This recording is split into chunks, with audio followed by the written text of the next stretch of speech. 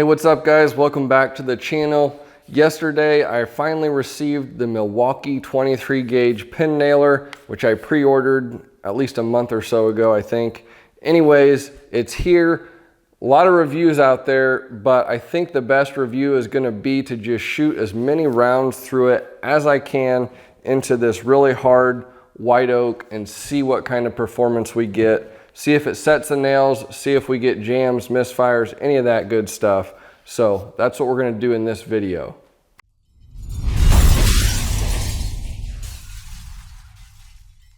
Before I get started, the gun does come with one 1.5 amp hour battery and a charger.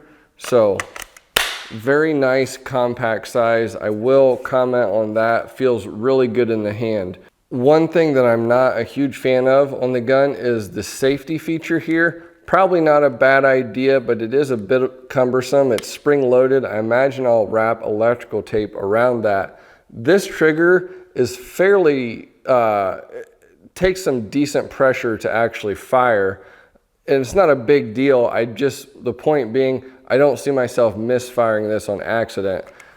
I'm a gun guy, so I've got a trigger gauge here. We'll see how many pounds it takes to actually pull this trigger.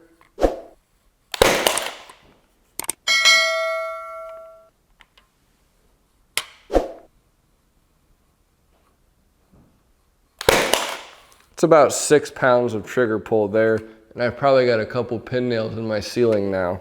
Now I will say I was really surprised. I did a video a while back reviewing this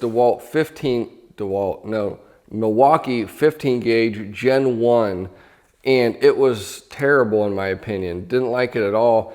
But I got a ton of comments on Instagram and YouTube, guys saying, well, basically that's just what you got to expect from Milwaukee. All of their Gen 1 guns are terrible, then they get it right on the Gen 2. That's how it was with the 18 gauge nailer, which is now Gen 2 and is awesome, and the framing nailer, which I don't personally own, but tons of guys like it. They say the Gen 2 is great. So by that logic, this new pin nailer is probably gonna be terrible, but I'm certainly hoping that that's not the case.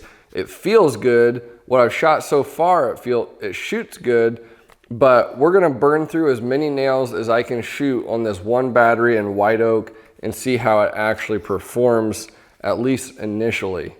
Now, the thing that's really important to keep in mind, this is a cordless nailer. Manufacturers have struggled for decades to produce pneumatic 23 gauge pin nailers that perform well. Grex has struggled to keep a drive pin in their nailers that doesn't break. I had a DeWalt 23 gauge that was terrible. It would jam up all the time. Then you got a Bostitch like this, which isn't a glittery, glamorous brand name, but this has performed flawlessly and will continue to do so more than likely for a long time. But it's an air nailer. And we can't expect the same longevity, in my opinion, out of these cordless guns. It will be really interesting to see over the long haul if the drive pin on this nailer holds up. The other interesting thing to see would be, I believe it's a nitrogen filled cylinder in here. If your gun's gonna go bad and stop setting nails, it could be because the cylinder loses its pressure and starts to leak. I have heard of that happening. To me, cordless guns are built to be used for situations that warrant a cordless gun. I'm not gonna trim whole houses with cordless guns. That's just me. But if I was a cabinet installer, I would be absolutely in love with the idea of not having to drag an air compressor into a house. And for a long time, there have been 18 gauge cordless nailers, 16 and 15 that would work, but everyone has always struggled to make a 23 gauge cordless pin nailer. So hopefully this is going to be the one that closes that air compressor gap for a lot of installers. All right, I've got 30 sticks of pin nails. I'm not even sure how many nails are in each stick. I'm gonna have to count that, but we'll see how many of these we can fire into this white oak.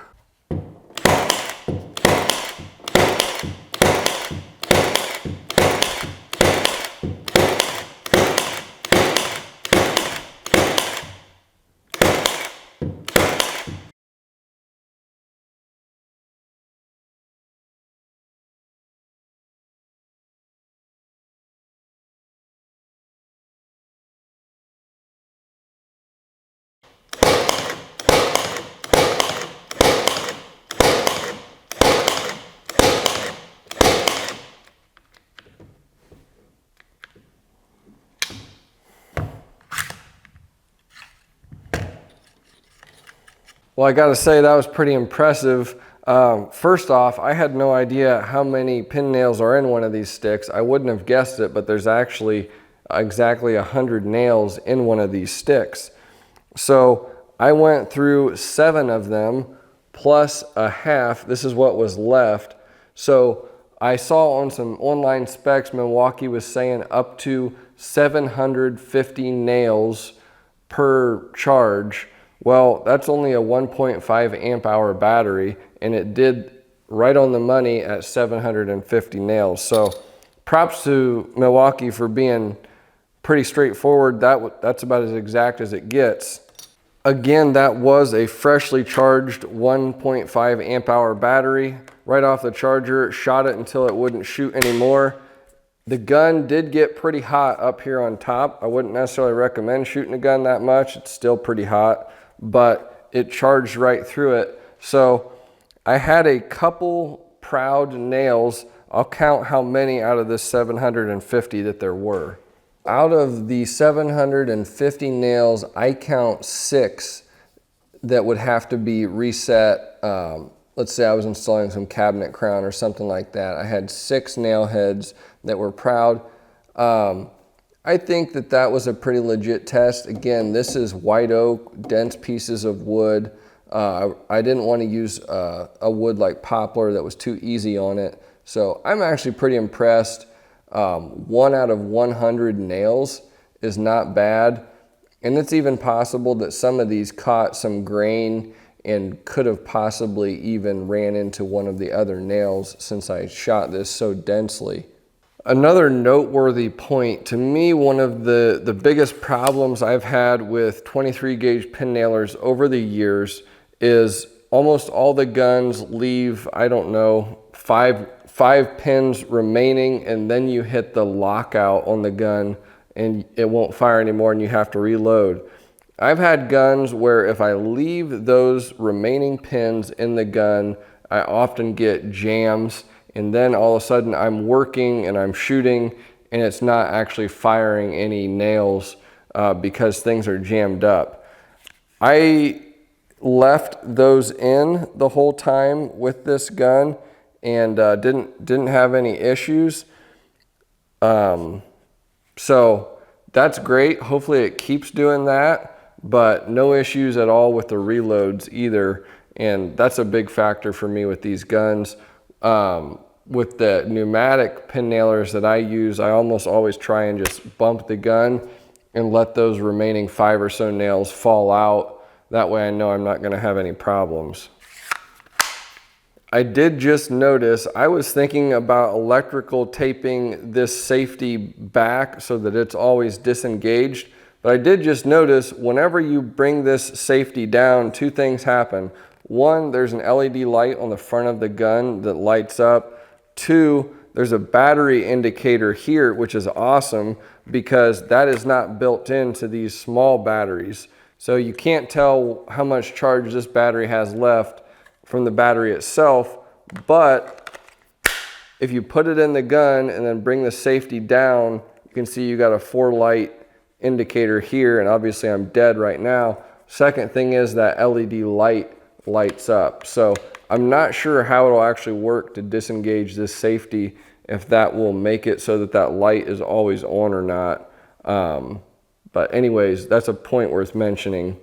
Another point worth mentioning, you do have your depth adjustment knob here. For this test, I did have it set at maximum depth, and you will see most of these are actually overdriven. Whenever you overdrive the nail, you get this wider slot. That's because the drive pin is going in a little bit farther than it needs to. So I did that because I wanted to really get a feel of how hard the gun can set the pins. I'd probably back that off in real life. Where you need your depth setting is going to depend on whether you're shooting square to your workpiece or not. Obviously, the more angle you put on the gun, the deeper you're going to need to have that set. But I'd probably lighten it up in real life applications. Last thing worth mentioning, the belt hook on here, not a bad location. I'd either want it right there or up here, hanging down a little bit, but obviously since the battery's right here, that wouldn't have probably worked so well. But hangs really nice. Definitely feels good. You hardly know it's there. So no complaints about the belt hook either. So I hope you guys have found this review helpful. You know, it's funny, I've been a DeWalt guy basically all my life, but over the last year or so, I find myself accumulating more and more Milwaukee tools. Their 18 gauge nailer Gen 2 is awesome. Just bought a whole bunch of pack out drawers, which are awesome. I'm gonna have more on that coming. But they're just giving us really good stuff. So props to Milwaukee for that. This 23 gauge cordless gun has been the missing piece for so many guys for so long. Again, you think of the cabinet installer who has to drag around a hose and a compressor just to install some crown or some scribe molding. This is gonna change that. For like myself, I might be building a skirt board with mitered end caps at my saw, and I don't want to have to bring a second air hose to my saw and have another one strung across the house. In this case, applying those moldings with a cordless pin nailer is going to be really handy. And of course, punch list work where you need to go and install something paint grade real quick in and out. You don't have to take an air compressor in to get air to that 23 gauge pneumatic nailer. So gonna be a game changer for a lot of guys, I think. Let me know what you think in the comments below. Again, nobody has been using this gun long enough to know how it's gonna be for the long haul. It just came out, but trying to give my best review I can and first impression. That way you can make an informed purchase decision and hopefully not waste your money. But so far, I think it's gonna be a winner.